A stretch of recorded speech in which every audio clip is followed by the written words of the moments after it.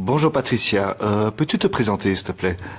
Donc, je m'appelle Patricia, je suis formatrice à lire et écrire depuis 2006, mais depuis 2009, je suis formatrice TIC, donc je prends en charge des groupes d'alphabétisation, car à lire et écrire, nous sommes un mouvement d'éducation permanente, donc nous donnons des cours d'alphabétisation, et dans ma fonction formatrice TIC, j'allie les cours d'alphabétisation et des projets TIC.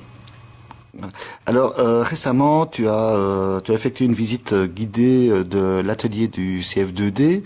Euh, Quel était l'objectif de cette visite?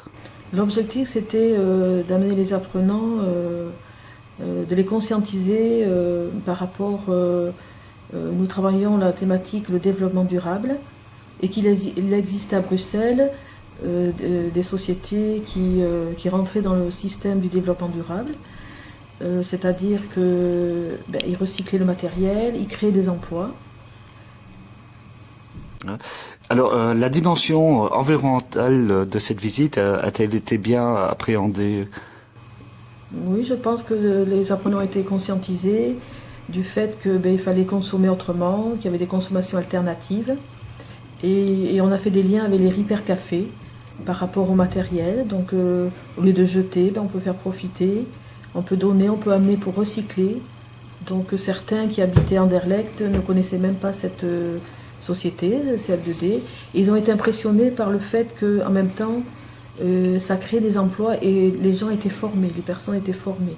Donc ça aboutissait sur un emploi majoritairement. As-tu des retours plus précis des apprenants? Oui, donc certains se sont vraiment sentis concernés. Ils ont pris conscience qu'il fallait consommer différemment, qu'ils avaient vu auparavant que les ordinateurs, tout ce qui était matériel électroménager était jeté dans les rues, n'importe où, mais que là maintenant c'était bien structuré, c'était trié, démonté, ça crée des emplois, que CF2D travaillait avec certains pays d'Afrique.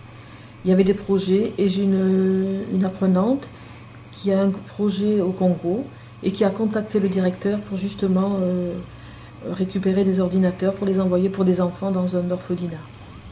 Donc je terminerai par une parole pertinente d'un de mes apprenants qui a bien insisté sur le fait qu'on devrait éduquer les enfants dès l'école primaire par rapport à tout ce qui est recyclage, environnemental, en fait le développement durable.